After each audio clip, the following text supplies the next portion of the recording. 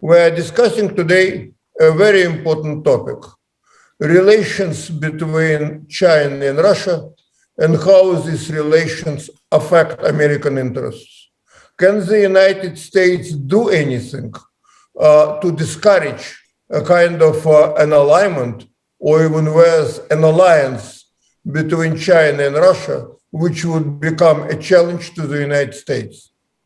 We have a very distinguished panel, and let's start right away with Paul Hare, who is now a distinguished fellow at the Center for the National Interest and had a very prominent career in the U.S. intelligence community, being National Intelligence Officer for China and East Asia.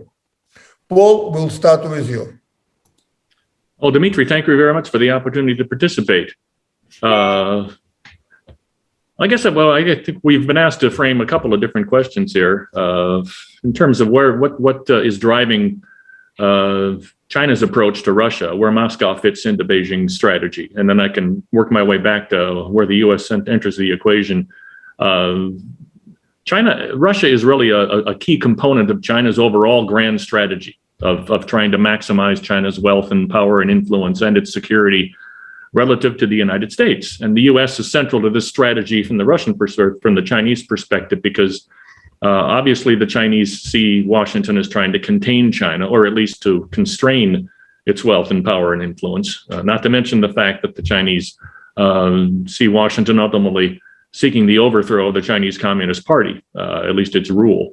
And to counter that U.S. strategy as perceived by the Chinese and to advance China's agenda, Beijing's cultivating a wide range of global relationships that it hopes is going to reduce its vulnerability to U.S. policy and its dependence on the United States. And Russia is a key partner for China in this venture because it shares many of the same complaints that the Chinese have about Washington's foreign policies and its vision for global order.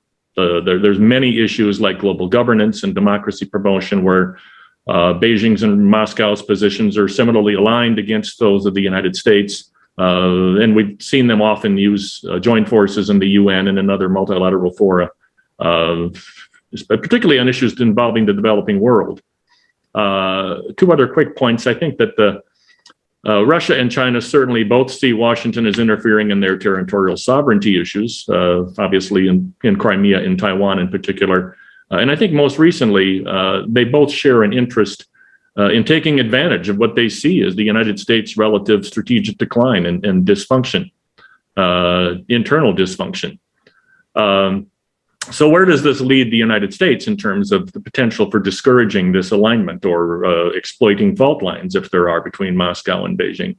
And the easy answer, of course, would be for Washington to stop doing the things that Beijing and Moscow join forces to complain about. But Washington obviously is not going to alter its strategic approach to satisfy their desires there. But the same thing, I think what I would emphasize is that I think we reinforce the rationale for them to work jointly against us when we, in my view, exaggerate the extent to which they actually are.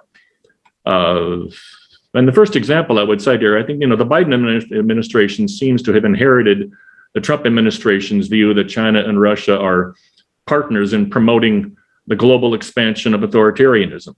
The Biden and members of his team have frequently talked about the global contest between democracy and autocracy. But this, in my view, is not really accurate.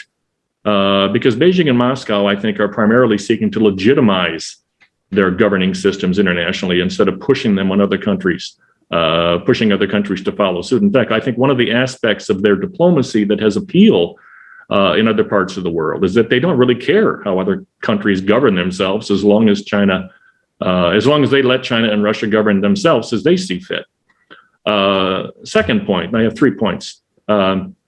I think we exaggerate the extent to which Moscow and Beijing actually could or would work together against us. We framed this session, I think, in the invitation and around this, the intimidating prospect of the combined power and resources of China and Russia. But I frankly find it hard to see where and when, outside their diplomatic collaboration in the UN and other forums, that their material power could be jointly arrayed against the United States. Moscow, it seems to me, is not going to mobilize its military to support China in a fight over Taiwan or in the South China Sea. And Beijing's not going to fight militarily to support Moscow's security interests or its territorial claims in Eastern Europe. It's true that they conduct joint military exercises, but I think these are primarily confidence building measures for diplomatic effect. And in fact, I don't think China really wants Russia to have a major military role or presence in the Pacific. My point here is that notwithstanding their diplomatic cooperation against the United States on several global issues, many of the areas where we are confronting Moscow and Beijing, respectively, like Crimea and Taiwan, are issues where they are not partners and are unlikely to become partners. I think this even applies to the primary challenge that we face from China, the United States does, which is in the economic and technology realms, not in the military realm. Russia's economic power is incidental to the challenge that we face from China. And I would defer to technology experts as to whether Russia and China are a joint threat to the U.S. in that realm or might actually be competitors. My third and really final point is that I think there's always going to be, we can be reminded, there's always going to be underlying fault lines between China and Russia that impose limits on their cooperation and their mutual trust. In Central Asia, which has been a focus of recent attention, is a key case in point. I think in the invitation to the event here, we talked about we framed it in part around the threat of foreign adversaries dominating the Eurasian landmass. But I think historically, Beijing and Moscow are inherent rivals in the Eurasian landmass. Russia, in my view, has given lip service to the Belt and Road Initiative, but it seems to me that the BRA is as much a latent challenge as it is an opportunity for Russia, because China is essentially encroaching on Russia's longtime sphere of influence and its soft underbelly, if you will. They certainly do have converging interests in Central Asia and across Eurasia with regard to terrorism and narcotics, and certainly stabilizing Afghanistan, and obviously keeping the United States out of the region. But how can there not be an underlying competition for influence between the two, especially and even in places like Afghanistan, where I think we can expect the Taliban to try to play Moscow and Beijing off against each other? Finally, I think the greatest potential fault line in the China-Russian relationship, and I hope we talk a little bit more about this, is the emergence of this growing imbalance of power within that relationship. Russia, in my view, needs China more than China needs Russia, and I presume that Moscow is uncomfortable with the notion that, in my view, it's not only the junior partner, but the more dependent partner. And I think their ideological convergence is certainly, even though it's a benefit to them in multilateral fora and in engaging with against U.S. democracy promotion and engaging in the developing world, I think their respective interests elsewhere in the world are not primarily ideological. They're transactional. I think both Beijing and Moscow engage internationally on a transactional basis, and I think even they might even be in competition. And I think that maybe even more important, that Russia seems to me, in my view, to be more of a revisionist power internationally than China is, because Beijing, frankly, sees the global balance of power trending in its favor, and Moscow, in my impression, does not. So I guess my bottom line is that I think it's not going to be easy for the United States to take advantage of any of these fault lines without running the risk of generating a counterproductive response. I think trying for Washington to try to cultivate ties with either Beijing or Moscow at the expense of the other is going to be very difficult and even risky. But I think we can continue to be attentive to these areas where they are potential competitors themselves for influence and where they, frankly, may not really trust each other. I guess my final point, I think in the meantime, the United States simply needs to get its act together so that we can more effectively compete with both Russia and China and undermine their ability to take advantage of our own weaknesses and our relative decline, if you want to call it that. So I'll leave it at that. Well, thank you very much. I think it was a very well-reasoned and profound presentation. My compliments go to you. For me, as a moderator, it's a bit of a challenge, because obviously when you have a presentation so reasonable, you wonder how much of a debate you're going to have. It's especially true when our next speaker is Fyodor Lukyanov, chairman of the Presidium of the Russian Council on Foreign Defense Policy, research director at the Valdai Club, Fyodor is known, among other things, as serving regularly as a moderator for Putin's speeches at the Valdai Club, including recently. I watched very carefully Fyodor's appearance yesterday on one of Russian leading TV programs.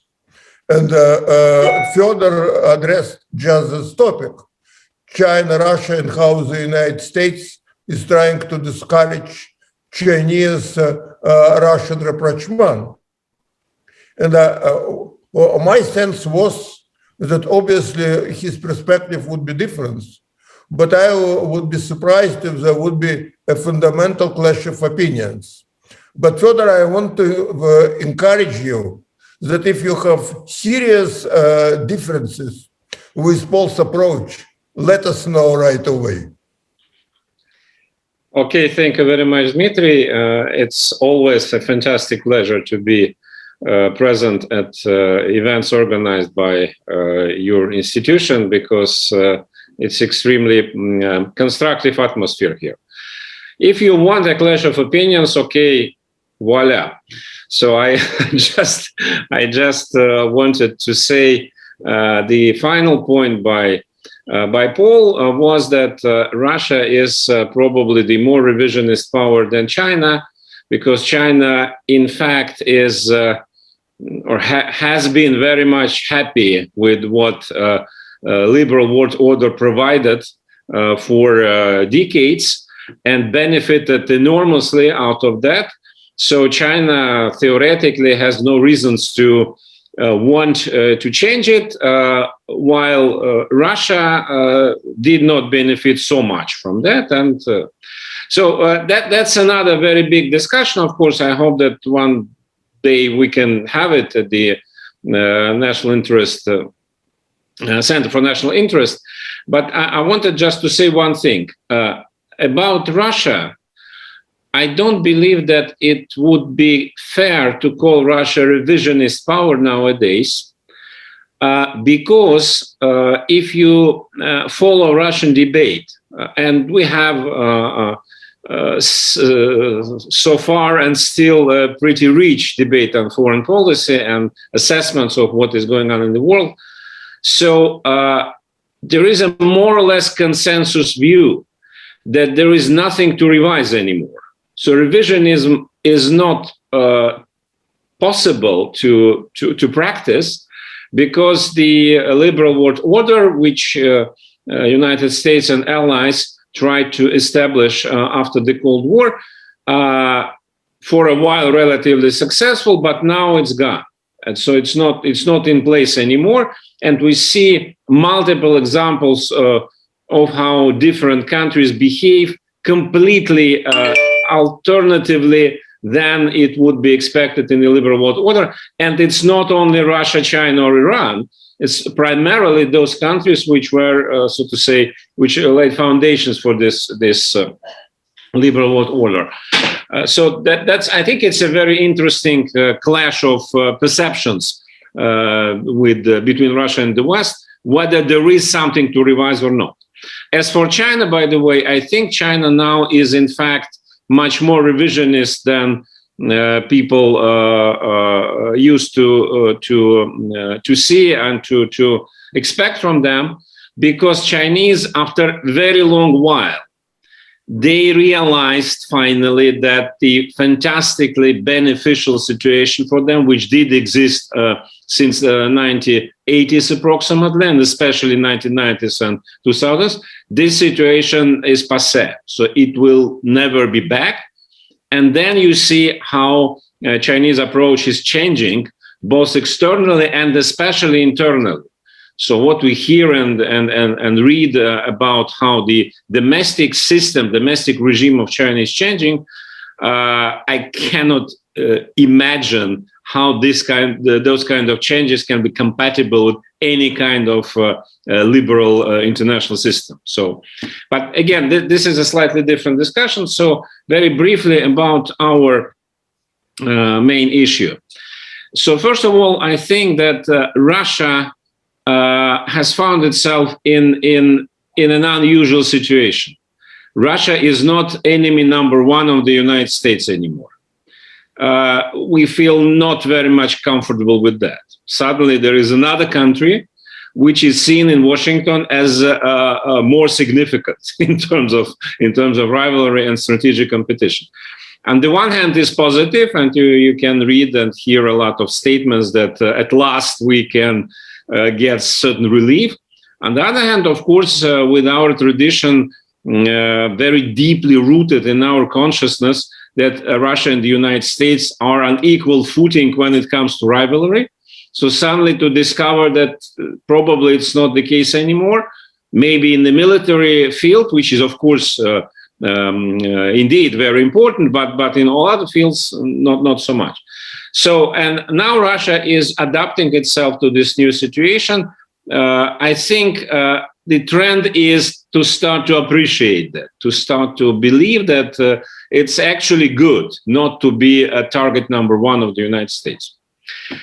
Second observation, I think that a relationship with China, again, contrary to a couple of stereotypes in Western discussion, this relationship is very vital and very dynamic. And this dynamism is more intense than we could expect.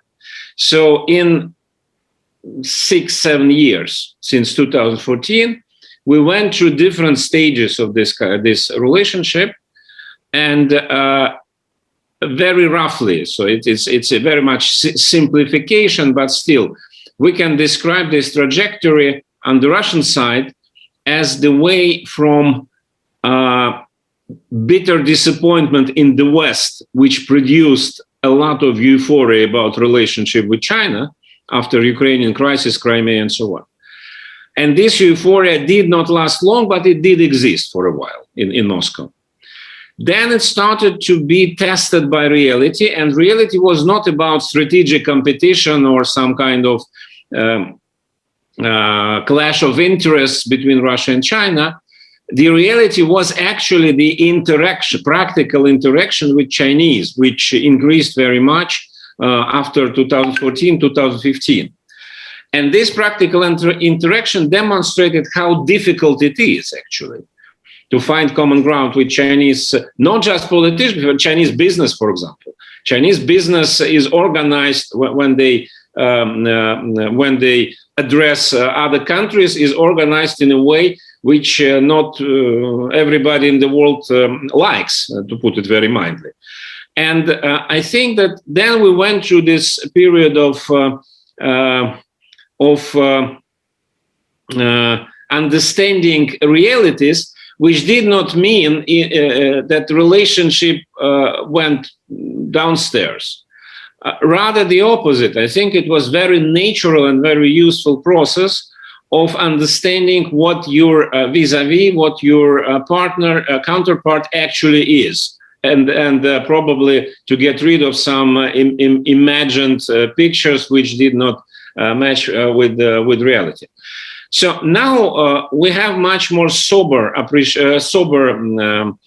perception of China, which is based on a couple of premises. Premise number one, which is obvious and which I think should be taken into account by Americans as an axiom.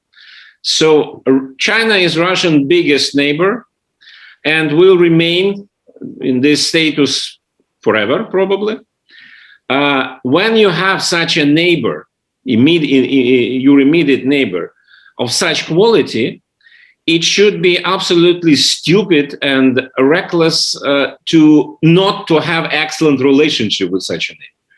That's why I think ideas by President Trump, for example, of some people in his entourage at the beginning of Trump's term, that it was possible to get along with Putin and to get Russia, if not on American board, but to get it, so to say, less inclined to work with China and to be neutral. So I think it was ungrounded from the beginning, not for reasons of relationship between Russia and the United States, but simply it's absolutely impossible and really irresponsible not to try to maintain as good relationship with China, with such a neighbor as possible. So, and that will remain. So we have no reason to believe that Chinese might will significantly decrease in the foreseeable future, which would allow Russia to look differently at China. Secondly, of course, we understand that I think there is a growing part of Russian internal debate about China, that this excellent relationship, and for now it's really very good, this excellent relationship cannot last forever when we speak about such two giants with interests which cannot coincide everywhere. So it's just impossible to expect that such great powers only will have convergence of interest. At the same, and this is realized, and more than that, I can tell you based on what I hear recently in Moscow's discussion. I think Russian attention to the style of Chinese diplomacy, which is changing rapidly, and we see, all of us see it, is quite realistic as well. So we understand that it might come to the situation that Chinese will try to apply this style of diplomacy to Russia as well. Why not, if they feel so much assertive?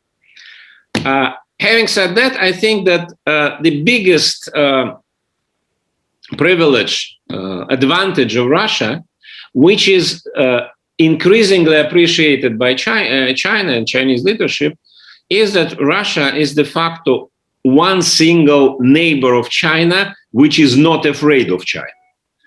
And Chinese did not care about that previously, but now they feel what happens when all of neighbors are terrified by you. So all neighbors try to find, so to say, other ways how to escape, how to get guarantees. So rightly or wrongly, but for now I can state it absolutely clearly that Russia is not afraid of China. Russia is Russian leadership and Russian nation as well. Russian people are sure that we will always find ways how to deter China if needed. And this is, I think, a big difference to other neighbors of China, including such big neighbors as India. And that, again, that is, from Chinese point of view, is now is a good thing, because they see what happens in other cases. And thirdly, I think another stereotype in the West, maybe not stereotype, it's a very logical conclusion that Russia and China will inevitably clash in particular zones of conflicting interests, like Afghanistan, like Central Asia, maybe some other areas in Eurasia, which sounds very, very rational and very, very reasonable, actually. But we don't know what will happen in the future, of course. But for now, I would say I don't see any signs of this happening. For example, Central Asia. Central Asia was seen as the most obvious area for Russian-Chinese rivalry. It's not the case yet, because on the one hand, Chinese and Russian interests there are not exactly the same. China is interested in economy, and it's not an economy like take those countries under control and do something. Chinese are more interested in particular project, infrastructure project, logistical project, transport routes through these countries. They don't care so much about how those countries economically develop, of course. In Russian case, it's more about to see those countries being stable, because if they are unstable, immediately the spillover of this instability to Russia will harm a lot of things here. Secondly, of course, Russia is more keen about security of those states, also in the Afghanistan context. Obviously, Russia has no means and no resources to compete with China economically there. But Russia has one advantage. Again, those countries are not afraid of Russia as much as they are afraid of China. In Kazakhstan, for example, you can see that they might feel not fully comfortable with Russia, especially now when we have certain tensions between two countries about Russian-speaking minority in Kazakhstan and so. But still, Russians for Kazakh leadership and Kazakh people, it's something they know very well, and they know that Russians will never try to, so to say, to make them something else. While Chinese, the historical experience is absolutely obvious. Tiny nations or middle-sized nations which were engaged in very deep cooperation and interaction with China, they just disappeared. They were assimilated. In case of Kazakhstan, I think in 50, 60 years period, that might be not just a metaphor. It might be a real threat. And we see now that those countries are trying to diversify much, much more. And now they do it more vis-a-vis China than vis-a-vis Russia. So in this regard, it does not exclude that the development will be like Paul mentioned, and like many other analysts in the West believe that there will be clashes of interest. But it's not that linear as many predict. And finally, Putin, since Dmitry mentioned Valdai, twice, last year and this year, I asked Putin about, being a moderator, asked Putin about Russian-Chinese alliance, whether it's needed or not, or whether it's a possibility. And the answer was, each time was the same. That might be a possibility, but we don't need it. Chinese don't need it, we don't need it. Why? And I think it's not just a political correctness or maybe hypocrisy, it's really the current assessment that Russian-Chinese relationship now is rather based on the assumption that we never harm each other. All the rest is a build-up on this. So what Paul mentioned, that what is being discussed in the West very actively about Russia and China trying together to confront Americans, I think it's rather the product of U.S. administration policy, especially now during Biden administration, as it was mentioned that attempts to create, I think Biden do it very much purposely, he tries to create a Cold War style scheme, free world against non-free world, for very simple reasons, because he needs means to consolidate the West. And that's why he pushes China and Russia together rather to try to make it a diversion. So to conclude, I think that the picture of Russian-Chinese relationship is much more nuanced than it is being perceived in the West frequently. And most importantly, I think that this development is, from Russian point of view, is moving towards a positive direction, towards much sober realism of assessment of each other. Thank you. Fyodor, thank you very much. Another very profound and reasonable presentation. Ashford is a senior fellow at the Scowcroft Center at the Atlantic Council. She looks at American foreign policy and the international system. And Emma, I don't know what you're going to focus on exactly, but I hope that you will offer some reaction to two previous presentations. And as I was listening to Paul and Fyodor, I was asking myself, is it possible that there is not much of a threat in the Chinese-Russian relationship, not much of at least an immediate threat to the United States? And on the other hand, that maybe there is not that much that we can do about this relationship anyway, because this relationship seems to have its own logic and its own dynamic. What do you think? Yeah, great. So thanks so much for having me today. I'm going to try not to be repetitive, but I think there's going to be some themes from Paul's and Fyodor's talks that carry through. And I guess the big theme that I would paint, having listened to both of the other speakers, having thought about this myself, is limitation.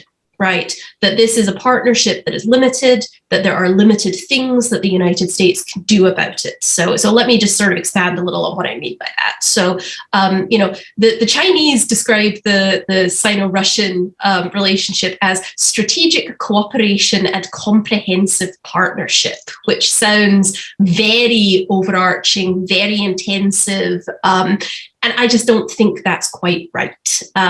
This is a partnership, as previous speakers have said. It's a limited one. It's a real one. And I think for me, one of the things that I find particularly interesting is it is uneven across various interests, across various sectors. So there are areas where this cooperation is relatively deep. There are areas where it's effectively non-existent. So with regard to sort of the broader, Russian-Chinese détente coming together in recent years, I see this as not so much a choice as effectively the only real option for Moscow in a sort of a decades-long process. So this partnership has intensified over the last, let's say the last decade, but I see this shift as going back much further. And in effect, sort of by easing Russia out of European security, that has served to push them towards China, to force them to look for other options. But I think equally, as again, previous panelists have said, Beijing is limited in what it can offer Moscow. There are areas where it doesn't quite see the problem the same. There are areas where the two sides do not share a concrete vision of the world. And so, I think the picture that we see, at least today, is really this loose partnership, both sides sort of a little wary of each other, but kind of pushing towards greater partnership and driven together very much by transactionalism in certain key areas. And I think we shouldn't read too much into the fact that this isn't a formalized alliance and that it's probably never going to be one. I think U.S. foreign policy and policymakers really overrate legal alliances and their importance when informal partnerships are often as important. And I think, for the point of view of US policymakers, some of the cooperation here is in quite key areas. So it's very niche, right? But we have high-tech defense cooperation between the two that may eventually help to circumvent US sanctions on the Russian defense industry. So there's these very specific areas where this ends up being quite consequential for US policy, even as, I think it was a really interesting question that Dmitry asked about whether this is really a threat to the US or not. And I think the answer here is, in very specific circumstances, very specific issues it may be, it's not as clear to me that the broader, again, entente between Beijing and Moscow is a threat. So I guess my sort of, I wrote down some notes before here, and a lot of this has been covered already. But, I think, there's a lot of core areas for cooperation. I think both sides see the world pretty similarly, particularly see the US similarly. I'm conscious of what Fyodor was saying, that, thinkers in Moscow are increasingly saying that the liberal international order, the US ordered system, is in decline anyway, so it's not like you have to do much about it.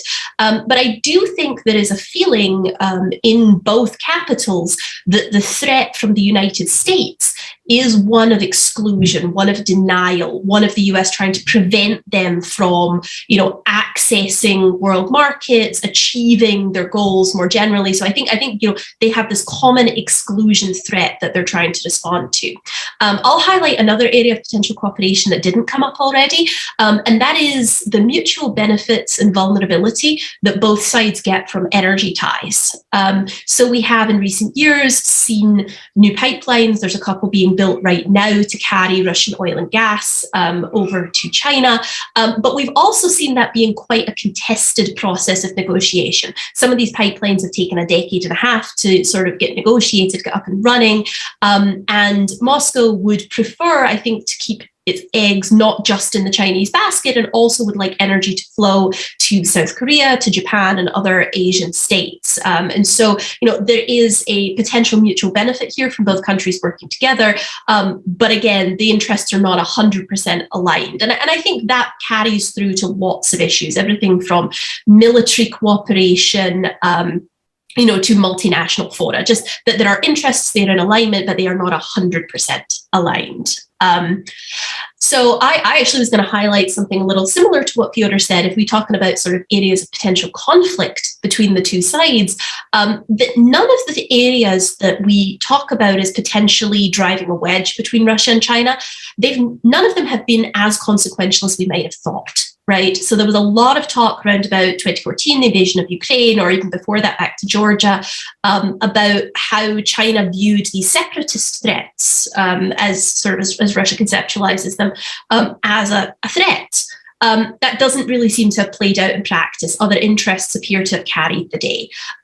We haven't seen as much conflict over the Belt and Road Initiative in Central Asia as we might have thought. You would think that Russia would feel pressed by Europe on the one side and would feel pressed by China on the other. That really hasn't played out in practice. So I will highlight one conflictual area again that hasn't come up already. And this is, I think, more on the side of the Chinese rather than the Russians. But as I understand it, a lot of thinkers in Beijing are somewhat concerned that the primary factor that is pushing Russia closer to them is US hostility. And so there are consistent rounds of debate every time it looks like we might have some détente in the US-Russian relationship. There is this commensurate fear in Beijing that Russia will move away from them as a result. So again, I think it's interesting here to see just the limits of cooperation and the potential fears that this will not pan out in the long term. So in terms of the implications for US foreign policy, in an ideal world, we would prefer that Russia and China not move closer together, not cooperate on these issues. But I think we have to be mindful, as Paul said, of the practical limitations of what we can do here. This is not going to be some grand Nixon going to China affair where you can just peel Russia off from China by making some policy changes. But how I like to conceptualize it is that we can provide some space for flexibility. Right? It would be better for the United States if Russia didn't find that its only option was China, right? If it also found itself more able to trade with Europe, work with Europe, talk to the United States about strategic stability and cyber issues, came to international forums. And so it would be in American interests for us not to push them closer together by cutting off all of those avenues. And just a couple of thoughts on the ways we might think about this in US policy. So one is that we do not link Russia and China policy in particularly productive ways. The frame that has really been applied in recent years is, particularly the Trump era, great power competition, right? Russia and China are the same, they're allied, we just push back on both of them. And that's really the only issue linkage that we actually see between the two, and that is not productive. We should be thinking about the ways in which we respond to Russian policy and its potential knock-on impacts for how it impacts the Russia-China partnership. We should consider how allied countries think about these issues. European allies are closer to the problem with Russia.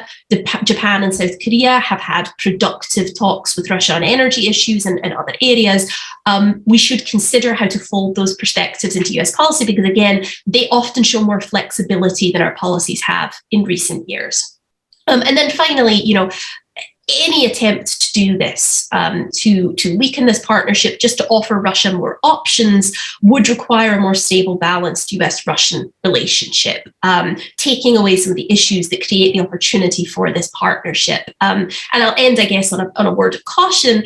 It is not clear to me how possible this is. We have the path dependence of the last 3 decades of worsening US-Russian relations. We've got Washington's love affair with sanctions, and then there are the genuine areas of concern about Russian policy, the need to deter in Europe, the need to talk about issues like election meddling. All of that together may make this very difficult. So I will conclude on that pretty negative note. Emma, thank you very much. Again, it was reasonable and profound. And as I was listening to the 3 of you, I was wondering, do we have too benign a perspective? Because we kind of all sound like not very much is going to happen that would present a threat to the United States. But left, I would say, unsaid, is the possibility that the United States may do something that would push China and Russia closer together, even against their interests and even against their better judgments.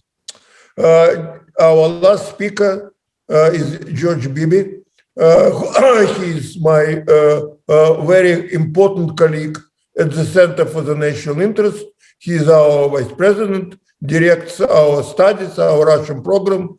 He is a former head of Russian analysis at the CIA, and he also worked as Russian advisor to Vice President Cheney. And George, I don't want to embarrass you, but let me make you one important compliment. In the city of Washington, D.C., where being reasonable too often a kind of is interpreted of being opportunistic, unprincipled, and never doing or saying anything that would go against political correctness. George is a rare example of how you may have a top analytical temper and at the same time stand on principle. George, thank you very much for being with the center. Thank you, Dmitry, and I will try to add a little bit of unreasonability to this discussion, which, as you observed, has been so reasonable so far. And I'm going to start with something that Zbigniew Brzezinski wrote almost 25 years ago in his book, The Grand Chessboard, where he said that the most dangerous scenario that the United States could face would be a grand coalition of China, Russia, and he said perhaps Iran, which he labeled an anti-hegemonic coalition that would be united not by ideology, but by common grievances. He added that averting this contingency would require a display of great U.S. geostrategic and diplomatic skill. Well, 25 years later, I think we are in this scenario, something that Brzezinski didn't expect. He thought this was a remote possibility, a low probability, high impact scenario. And basically, every other American expert also poo-pooed this possibility. And I think if you go back and read things that were being written at the time, including intelligence assessments from the U.S. intelligence community that were made public from that period, it's obvious that this was a development that we didn't see coming. Now, the next question, of course, is, so what? And I think to this point in our discussion, the audience would be justified in saying, hey, what's the big deal? Is this such a problem? And I would argue that I think it is a problem from the point of view of U.S. national interests. And that's not because I expect Russia and China to form some sort of fully fledged or formal military alliance. I don't think that's likely at all. For reasons that I think we've already discussed. The Russians have no vital strategic interest in going to war with the United States in the context of some sort of blow up between China and the United States over Taiwan. And I think the Chinese have no desire to commit themselves to go to war with the United States if Russia and the United States were to come to blows over a place like Ukraine. So neither one of them, I think, sees much to gain in formalizing a genuine military alliance. But I do believe that it should be a premise of U.S. foreign policy that any power or combination of powers that dominates the Eurasian landmass to the degree that Russia and China together potentially could, is a grave threat to the security and prosperity of the United States. Now, we long believed that was true in Europe by itself. Our policy, just like that of Great Britain, through centuries of practice, was to regard the potential domination of Europe by any power, hostile or otherwise, to the United States, as a threat to our own security and prosperity. I think that's doubly true when it comes to the Eurasian landmass as a whole. Now, moreover, although I agree with our previous speakers that this Russia-China relationship does not pose primarily a military threat to the United States, I think the nature of the competition that we're facing in the world right now does mean that great powers like Russia and China, which have, a combination of great resources, when you look at Russia and the energy and other natural resources that it has, great populations, huge markets, and great human capital, scientific, mathematic, technical ability. They pose a threat to U.S. Technological competitiveness and to the U.S. position as a trading partner whose prosperity and security depend on freedom of navigation and free trade in the world. And our ability to safeguard those interests declines to the degree to which Russia and China are combining their resources and collaborating with each other in direct opposition to the United States. So I think it's very much in our interest not to do things that actually inadvertently encourage much greater Russian-Chinese collaboration against us than would otherwise be the case. Now, the next question that arises is, okay, if this is a problem, what do we do about it? What can we do about it? And I would endorse what Emma just said about basically a Hippocratic approach to dealing with the Russian-China relationship. First, do no harm. And I think we have been inadvertently doing harm to the relationship. I think this is a situation where we have been doing things that encourage the Chinese and Russians to regard us as a threat, as a common threat, and to work together to deal with that. What I do think we ought to be doing is thinking about what kind of world order should the United States be pointing toward. Because U.S. hegemony, U.S. primacy, what we often refer to as the liberal international order, one in which the United States largely sets the rules and enforces the rules of the international order without much buy-in from Russia, China, and other powers, is no longer a possibility. We can't realistically aspire to that kind of world order. So we need to ask ourselves, what should we be looking to realistically in a situation where China has become a peer competitor and Russia is certainly a peer competitor in the military strategic sense? What's realistic? And I think what we ought to be looking to is a world order in which there is rough balance between the centers of power in the world. There won't be a rough balance in that order if Russia and China are effectively working together against the United States. Our interests will be much better served, as Emma points out, if the geometry of the US, Russia, China triangle were closer to an isosceles triangle than it is right now. And right now, the angles are acutely constructed against the United States. Now, I don't think we can realistically expect Russia to be equidistant between the West and China anytime soon, but there can be a lot more balance in that triangular relationship than there is right now. And then Russia would have the ability to not just put all its chips on China strategically. It could have a healthier relationship with Europe and the United States than it does right now.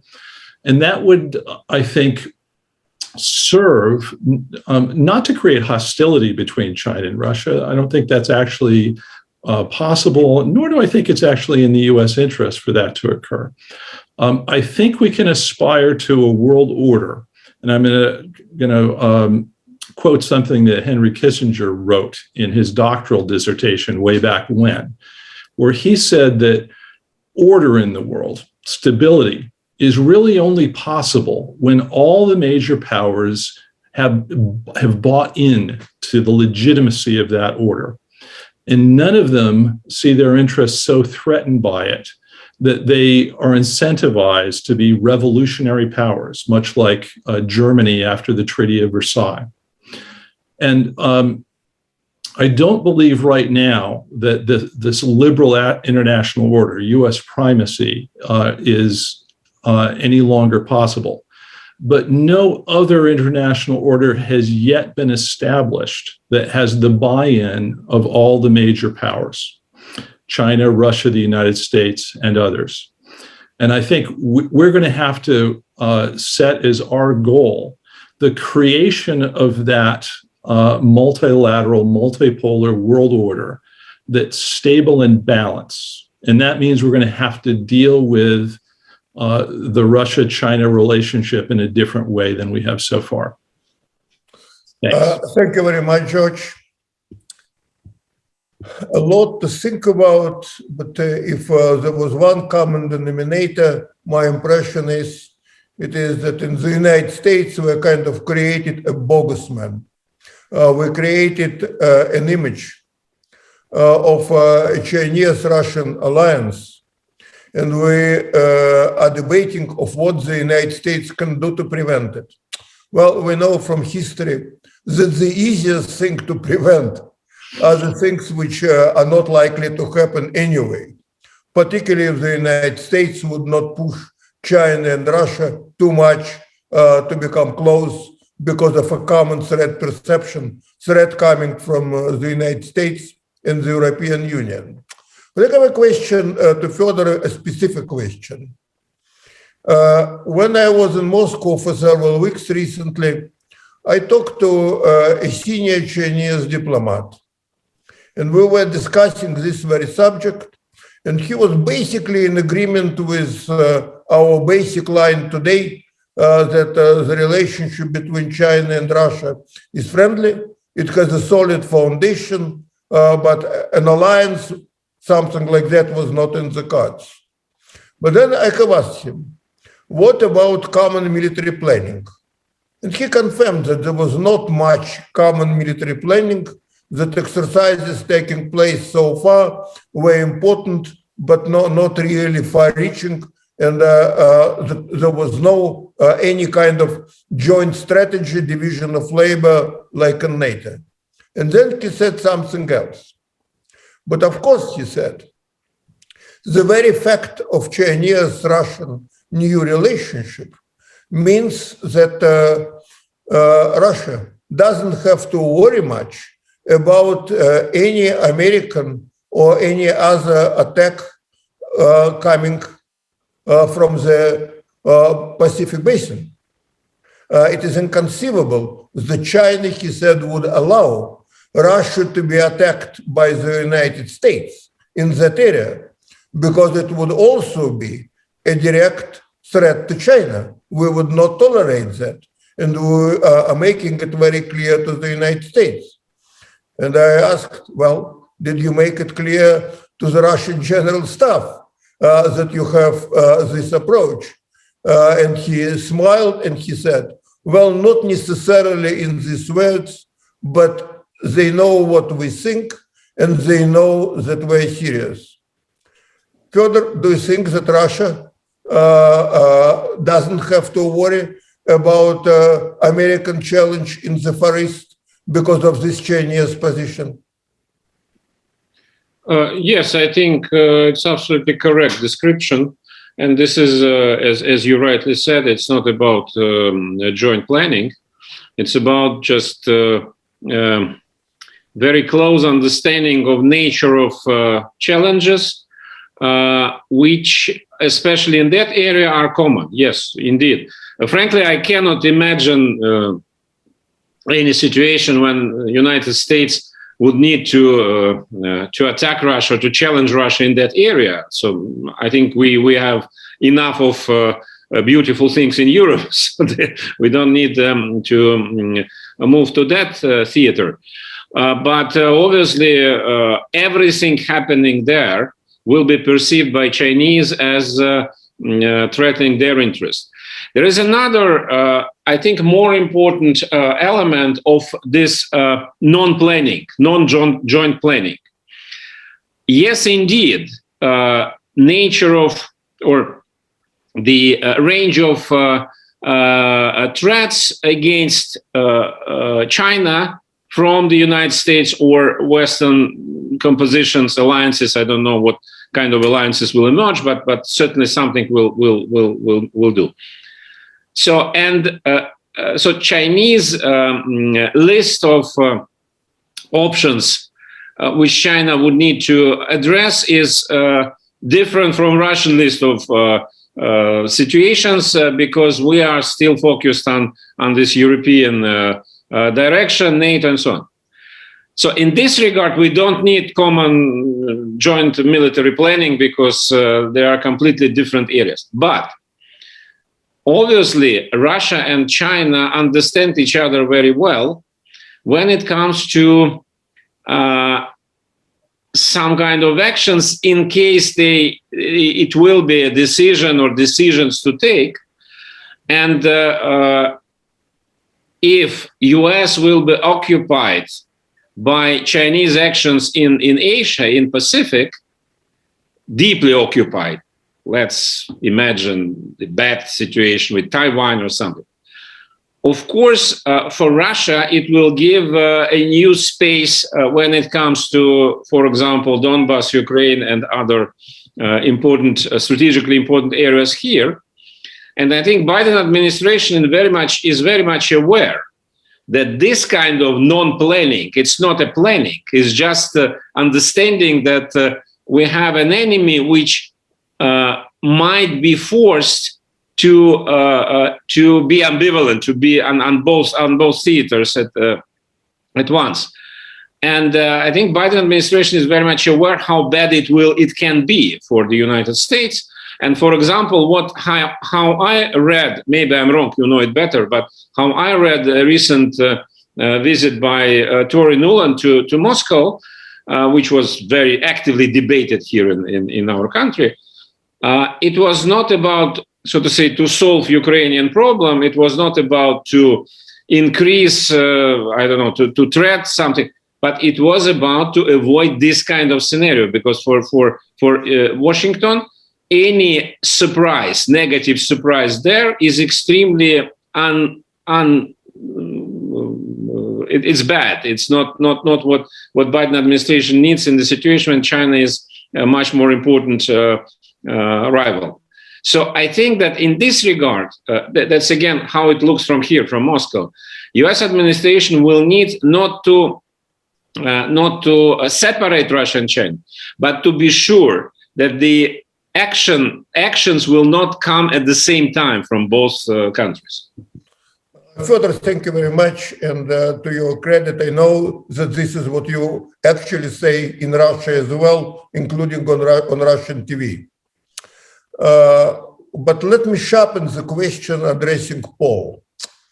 Let's say that Fyodor is not necessarily entirely right about the Biden administration, that the Biden administration may not necessarily be guided by strategic logic and may, by chance or because of misinformation, do things against China or specifically in the area of Taiwan, which the Chinese would view as an existential threat.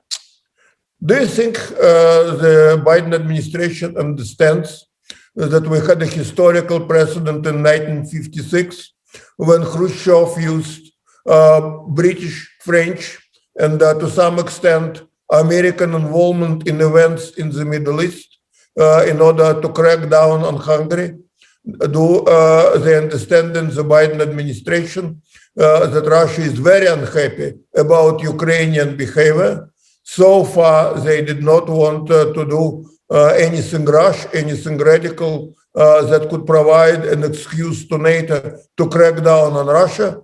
But let's say that there would be a real confrontation between the United States and China over Taiwan or something else.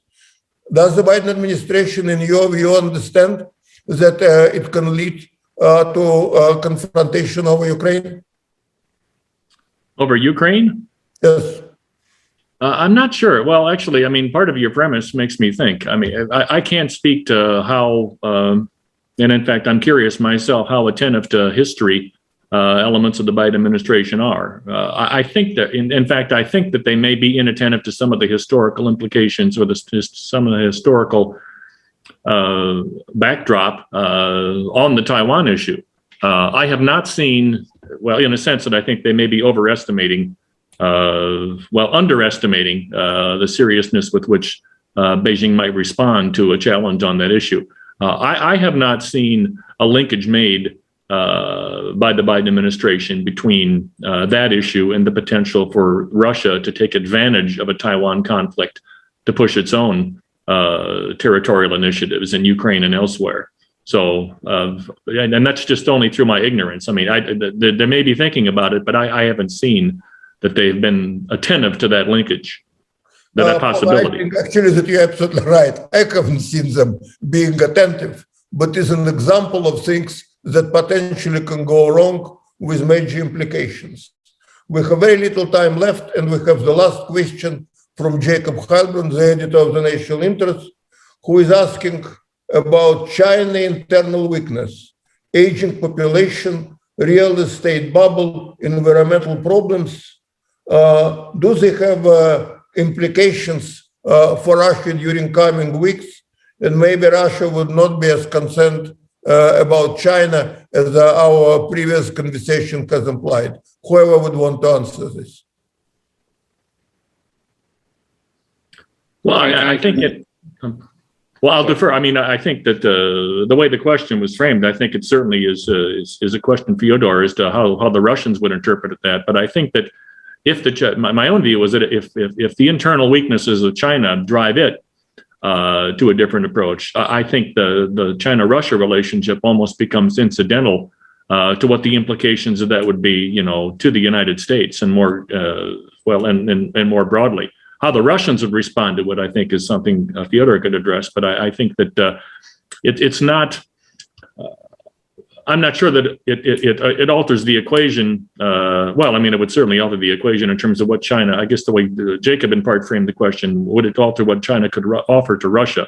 I think obviously, but I think that a domestically challenged or chaotic China has much broader implications than that dyad. Is my point. Thank you, Fyodor. Yeah, you know, of course, if we assume that China will slide into real trouble, chaos, and so then it will be the game changer for everything. But frankly, I cannot envisage something like this. And in general, I think we make all of us in different countries, we make same mistake all the time. In 1990s, Americans and the West overestimated Russian problem and underestimated Russian future. It was wrong, so we have results. Now in Moscow, you can read and hear that America is in a fatal decline, so we need to expect America to disappear from the stage of superpower. I think it's very much a premature statement, so we don't go to this. Same with China. Okay, I can imagine that China will have bigger trouble, but still, as United States, China accumulated such a might already that it will need something really catastrophical to destroy it. Since I hope it will not happen, then for decades to come, both China, United States, and hopefully Russia will have potential to be very strong. George, since you were the one who masterminded this event, would you like to say something at the conclusion? Well, I think we've only touched the surface of this relationship. There are some very big issues here involved. And one of the things that we didn't get into, which I think is important, are the opportunity costs that come from mutual hostility between the United States and a Russia-China coalition. Many of the issues that the United States has to deal with require international cooperation, and particularly international cooperation between the great powers.